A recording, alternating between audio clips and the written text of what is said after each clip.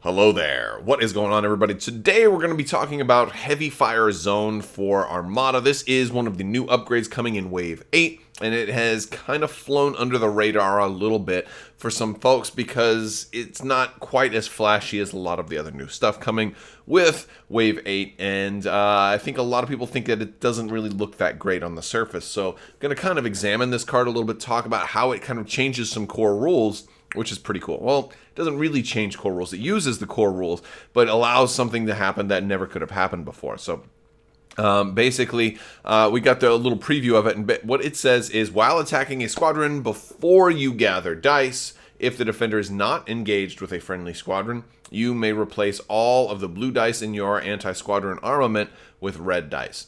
So this is basically breaking kind of a rule to a lot of people, in that it's now, if a ship that only had blue dice in its anti-squadron armament can now replace those blue with red and attack at long range to squadrons with red dice. Now, the reason that this works the way it does is because it says before you gather dice. So normally you do still declare a target, check to see if they're in arc, check line of sight, check range, all of those other things. You're going to determine the range, and that's when you go back and you say, okay, now what dice can I gather? You're going to check range still, because you needed to say, are they at long range or are they at medium range? Because if they're at medium range, you can still replace your blue with red, or you might want to leave them blue. But again, if you use this, you're changing all of your dice, so it's not like you could change one red and then leave one blue. So you might have a hard time coming up with accuracies if you do this. So maybe it's best against flak squadrons. But the thing is before you gather dice. Now, normally, you would say, oh, they're at long range. Okay, well, I can gather 0 dice. All of a sudden, the attack is canceled. Same thing would go if you had maybe a ship with a single blue die and it was obstructed. Yeah, you would then say, okay, well, I would gather 1 blue die, but since it's obstructed, I'll gather 1 less. I gather 0 dice. Attack is canceled. So even if you have some other way to add dice, like a concentrate fire command or something like that, you can't, because the attack is canceled if after the gather dice step you have 0 still. Because this takes place before the gather dice step, it does allow you to actually, get red dice and say, oh, the attack was at long range. Now, some people are thinking, well, you couldn't have even done an attack because you couldn't have done it at long range anyway. Well, you can. You just would. You always have been able to, declare a target that, and then have the attack canceled because you had no dice to be able to hit them at long range. It's just nobody ever did that because you're wasting time. This is the only reason, I guess, the reason that you would do that. So, So basically, long and the short of it is, you can turn your blue dice into red dice and fire at long range. Some people have said, oh man, this is great because now I can combine this with, we also know from the German spoiler that it's 4 points too, so it's kind of a cheaper. And we're getting 2 of these in the Onager pack, so that's kind of cool. Maybe we'll get 2 of them in the Starhawk as well. We do know that it's not going to work with Ruthless Strategist. Some people have thought, oh, maybe this would be a good way to really lay on a lot of firepower.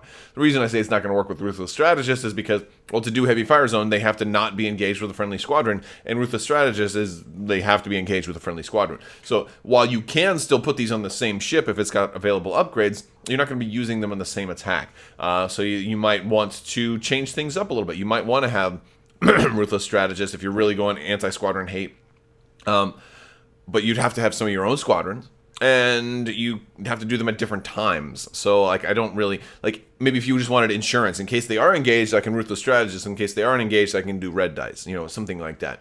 I could see there being reasons to put both of these in the same build, but they don't work directly together. They're overlapping support if you wanted to kind of look at it that way. So what are some ships that are going to want to be able to take Heavy Fire Zone? Well, I think any ship that, first off, they have to have a turbo laser slot, but any ship that has blue dice, and primarily ships that have more than 1 blue dice, so there's not too many of those that can also take a turbo laser slot. And so while you can get some value out of something like this on an Imperial Star Destroyer 2, an ISD 2 is not, really wanting to dedicate itself to being an anti-squadron platform. Generally, an ISD2 is going to want to, do a little more, anti-ship stuff. If you're trying to push the limits and run like a triple ISD build or something like that with no squadrons, I mean, maybe, but I And it could be fun. You know, you'd be getting 2 red dice at long range, and if you ran like 3 of these all with the same thing, you know, and no other upgrades or something, I don't really see that being a thing. But hey, you know, if people start doing it, it might really weaken squadrons before they can get to you.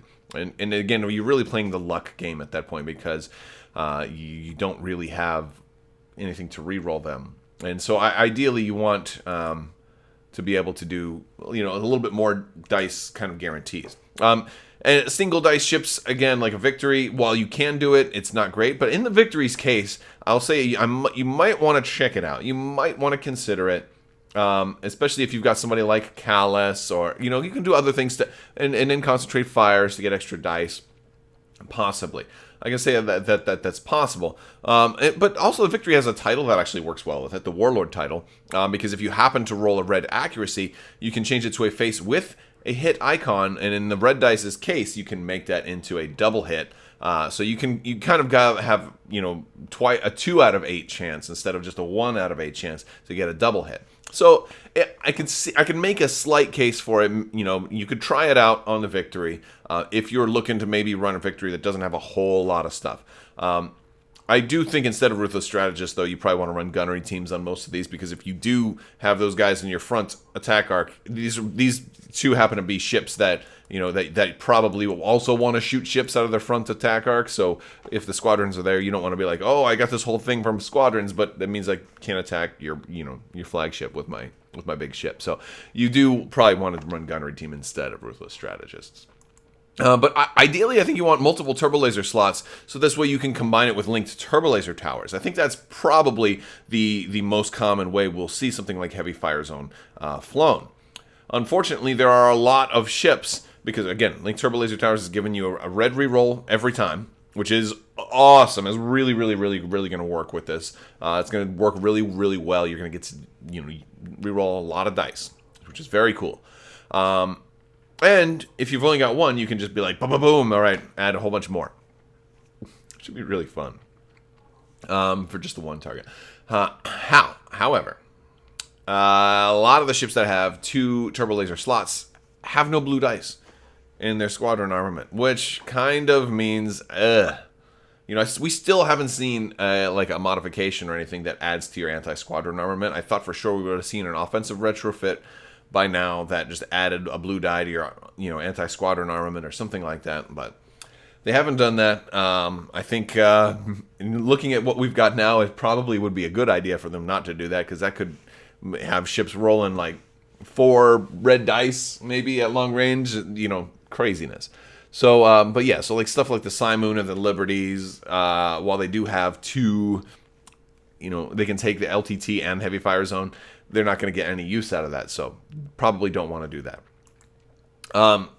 Now, both SSD versions can take it. I see different, you know, pros and cons for either one. So, you know, the command prototype, the cheaper version of the SSD, is actually not half bad because of the fact that it has 2 blue. So, you know, for that one, you only have 1 turbo laser option on this one.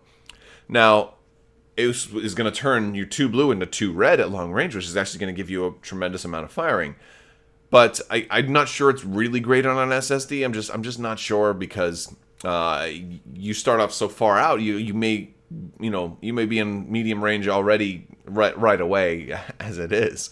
So there's kind of like, it's really some guesswork as to how much value you're going to get out of this upgrade before you're in like medium or close range anyway. And then, you know, it depends what other things you have. Like, it might make more sense to go with the Assault prototype because you've got the double turbo lasers here, and now all of a sudden you had some more flexibility. However, you know, you can put LTT on there.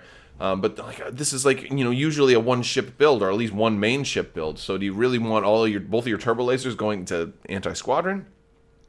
It's something some people will do, especially if you're not running any squadrons. I mean, you're going to always be able to use it, since the enemy squadrons will never be engaged with friendly squadrons, since you won't have any friendly squadrons. But you're only improving 1 die, as opposed to in the case of the command prototype, where you're actually improving 2 dice. So I could see maybe trying it on the command prototype if you're, you know, running a kind of a bare bones SSD with a couple of other ships, like maybe a couple of Architans or something like that. And like there's room for some experiments that way. It might be fun. Now for the Rebels, well, it comes with the Starhawk. Of course, the Starhawk and the Onager comes with Wave 8. Although I don't think the Starhawk is that great of a platform for it. Both Starhawk versions only have a single, turbo laser option, and I'm like, I just don't know if you want to do that, especially like since the titles, none of the titles really help it. In fact, for the Starhawk Mark II, the Unity actually hurts that because you want them to be engaged, with friendly squadrons. So I just don't feel like the Starhawk is a platform that really suits itself to heavy fire zone. It's just not that good for me. I don't see that really as being a thing. Instead, there's a couple other options for the Rebels that I think are pretty decent. The Hammerhead is an interesting one because it's got a couple of things. If you wanted to consider running Ruthless Strategists and Heavy Fire Zone, this is actually a platform you could do both on. And it'd be a very, very cheap platform at only 41 points. So you could get some dedicated anti-squadron shenanigans out there for only 41 points base, and then add your 4 for your heavy fire zone, and what is it? If you're going to run Ruthless Strategist, that's another 4. But maybe gunnery teams is better, so you can actually shoot forward. Maybe, but yeah. So Hammerheads is one way to do that. You're only going to get 1 red die at long range, but as long as you put it up in a way that it won't be obstructed, you could still you could still do it. You could still get a little bit of damage out there, which is nice. Assault Frigate Mark II-A is actually a really good platform for this one. It's already a very versatile ship, and now it has 2 blue, which is awesome. Maybe you're running it with Akbar, and you want to keep it at range anyway, so now it's got 2 red at long range, and then gunnery team on there, and then it's got all the Akbar stuff at long range against the other ships, which is a lot of fun. You're not going to have a whole lot of reroll stuff that way, so a lot of times Assault Mark IIs tend to want to run Link Turbo Lasers instead, especially if they're running with Akbar, so you don't have to run Home 1, but maybe you are running Home 1. Maybe that's another option for you. Nebulons are actually a great option. Nebulons don't always need to use their Turbo Laser upgrade. A lot of times Nebulons are doing other things entirely, like, maybe you're running Yavaris or something like that. So now you've got 2 red anti-squadron attack that turns this ship into quite the threat, and it's also doing other things.